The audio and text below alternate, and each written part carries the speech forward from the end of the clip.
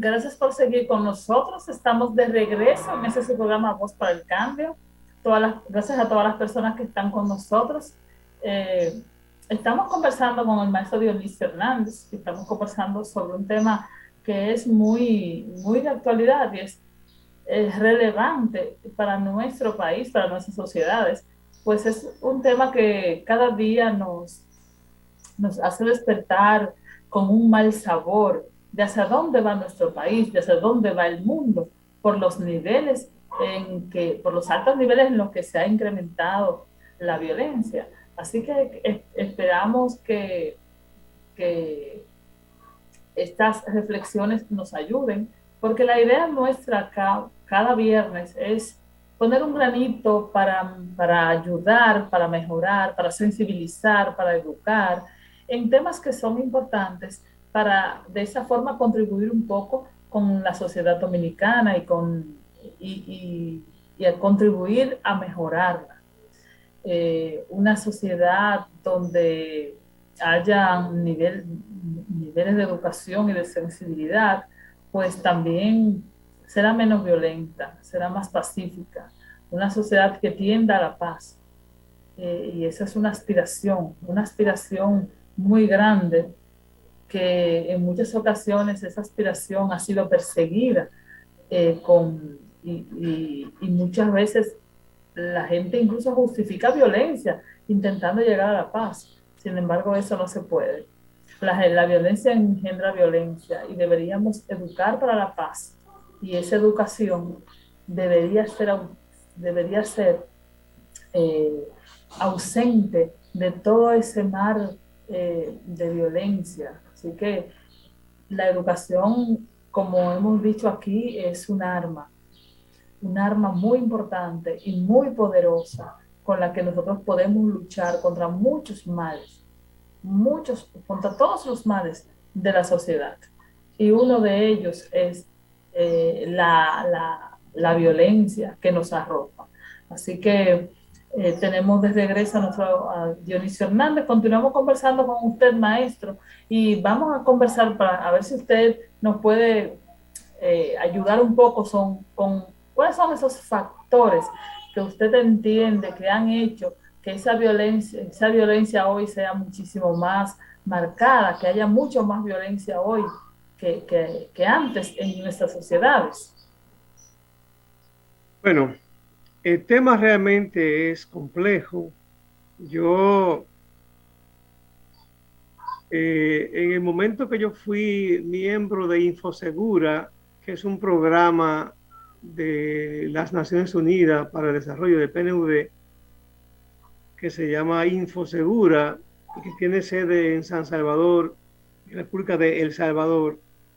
Durante 4 años estuve viajando por toda Centroamérica y República Dominicana, porque este programa, aunque originalmente se diseñó para Centroamérica, que es una región totalmente violenta, con una alta tasa de violencia, también se incluyó a República Dominicana.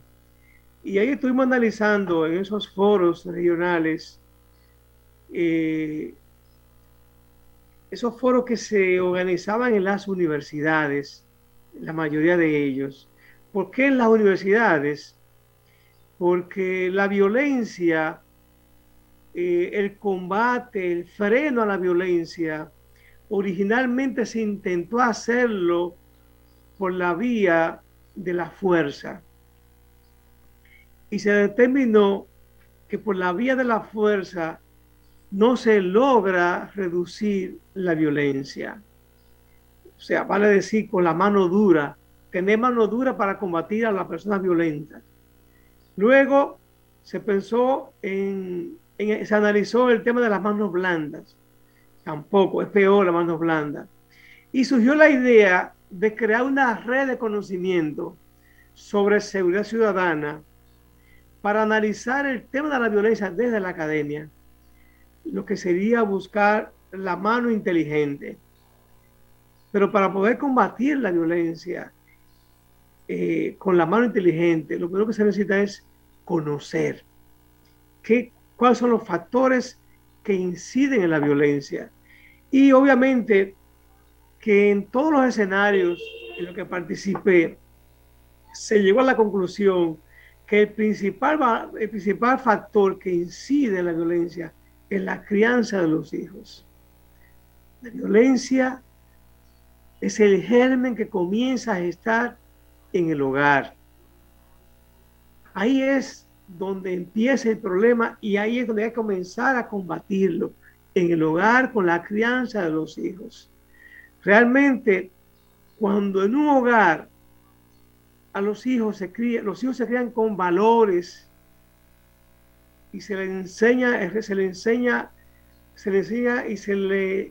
y se le promueve y se le demuestra en la realidad, en los hechos, porque no solamente predicar, sino también en el accionar de los padres y de los hermanos y de los tíos y en todo ese conjunto de la familia. Cuando se educa al niño bajo un clima de paz, de convivencia pacífica, de educación, de valores familiares, de valores patrios, porque también hay violencia cuando no tenemos amor a la patria, y eso podemos analizar también más adelante. Ahí se anida la violencia, ahí es el principal germen. Y luego también el rol que tiene la familia como un ente que genera violencia. O sea, la crianza del niño o niña, la familia como tal, hemos visto escenarios de familia que cuando mueren los cabecillas, entonces los hijos se desgarran por una herencia y se pelean hasta por 1 metro de tierra, incluso hay hasta muerte por 1 metro de tierra que heredó del papá o de la mamá o de ambos.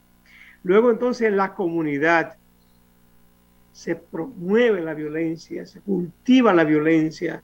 Cuando le ponemos un radio a alto volumen al vecino y ese vecino que quiere descansar o que quiere estudiar o que está en un momento de oración o que está en una reunión con amigos, pero el vecino de al lado no tiene un radio a alto volumen o el vecino de al lado está violentando los linderos que nos divide para robarse 2 metros de tierra. Esa violencia que comienza también a gestarse en la comunidad y luego en la sociedad, esa violencia colectiva, esa violencia que se promueve y muchas veces desde la esfera de poder cuando le cerramos las oportunidades a los jóvenes. Porque una de las cosas que más genera violencia en la sociedad, por ejemplo, es el desempleo. Cuando la población económicamente activa no tiene acceso a fuentes de trabajo, también se genera violencia. Y esa violencia que se genera por la carencia económica también se traduce en violencia intrafamiliar. Porque un padre, por ejemplo, que no tiene empleo y que luego discute con su pareja, eso se refleja en los niños. Y muchas veces también eso es causa de violencia de género, que es un tema demasiado amplio, la violencia de género, y que se ha estudiado. Aprovecho para decir, maestra, que en el 2020 el Observatorio de Género de la CEPAL, que es la Comisión Económica para América Latina, es una dependencia de la Organización de las Naciones Unidas, hizo un estudio en América Latina y el Caribe, que lo incluyen también ahí, en donde se determinó que en el 2020 murieron 4.091 mujeres víctimas de violencia de género. Y República Dominicana en ese 2020 ocupó el segundo lugar, detrás de Honduras, que registró 4.9 mujeres víctimas de feminicidio por cada 100.000 mujeres. República Dominicana registró 2.4 mujeres y El Salvador 2.1, lo que significa que nosotros en el tema de violencia de género estamos en los primeros lugares. Hay una violencia, maestra, y a propósito del tema, que está hoy día en la prensa internacional, que es la matanza de la escuela de Texas, donde murieron niños menores de 10 años, un crimen atroz ocasionado por un joven, un antisocial con un perfil muy violento, que incluso lo había hasta comunicado por las redes sociales, que a los niños que se cuidaran. Y lo extraño del caso es que nadie escuchó, que nadie dijo nada. En los Estados Unidos tú mencionas la palabra bomba por internet o por teléfono y a la media hora hay alguien del FBI detrás de ti. Sin embargo, se escriben estas cosas por las redes sociales, nadie hace caso. ¿Y por qué ocurre esta violencia en los Estados Unidos? Lo primero es que la génesis de todo esto es el acceso, la facilidad con que los norteamericanos tienen acceso a comprar armas de fuego. Y todo esto se remonta a los años en que se fundó la nación, cuya independencia se produjo el 4 de julio de 1776, pero luego esa constitución, esa proclama independentista, se redactó la ley de leyes, que es la constitución, que se aprobó de manera definitiva en 1789 y que luego experimentó reformas. Allá las reformas le llaman enmiendas. La constitución norteamericana tiene 27 enmiendas y que son enmiendas en donde se consignan los derechos fundamentales de los norteamericanos. Y vaya que derecho fundamental es la segunda enmienda. La segunda enmienda lo que traza es que todo norteamericano, que todo ciudadano norteamericano tiene derecho a portar armas de fuego para defenderse, para, digamos, protegerse. Quizás en aquella época en que se fundó la nación, posiblemente hasta se pudiera justificar. Sin embargo, nunca se justifica tener armas de fuego para cometer actos de violencia, porque ¿para qué son las armas de fuego? Entonces, porque hoy día se ha demostrado que hasta para la caza también no debería ser, porque debemos proteger los animales y las aves. Entonces, esa sociedad que no ha sido capaz de derogar esa segunda enmienda que se aprobó el 15 de diciembre de 1791, esa sociedad hoy día está llorando. No solamente los niños de Texas, ya vimos los niños de Buffalo y vimos lo que ha pasado en otros estados y a través de la historia lo que ha pasado, que ahora uno tiene acceso a esas noticias frescas que nos llegan por internet. Yo estudié a principios de la década de 90 en los Estados Unidos, no había internet así como existe hoy día, aunque el internet ya existía para fines militares, pero no para el uso de la población civil. Sin embargo, ya también en aquella época había matanzas. Lo que pasa es que no se conocían de este lado del mundo, o en América Latina, en otro país, porque no existe esa comunicación que tenemos hoy día. Sí, ahora pero siempre ha habido violencia. Y lo peor de esto, Paula, y amables televidentes, que el órgano fundamental que tienen las sociedades para combatir el crimen y para prevenirlo es la policía. Pero ¿qué pasa con la policía? Que también es una policía violenta, que uno de repente a veces tiene más miedo a la policía que a un civil. Anoche estaba viendo una noticia que se registró, que ocurrió en Brasil. Ahora ayer, la policía apresa a una persona, un joven, lo introducen en la cajuela del vehículo y le detonan una bomba lacrimógena dentro de la cajuela y murió ahí adentro. O sea, es un bendito crimen, por no decir otra palabra en televisión, muy atroz. Y lo que pasó también, con lo que ha pasado en los Estados Unidos con los policías que matan negros, que lo torturan.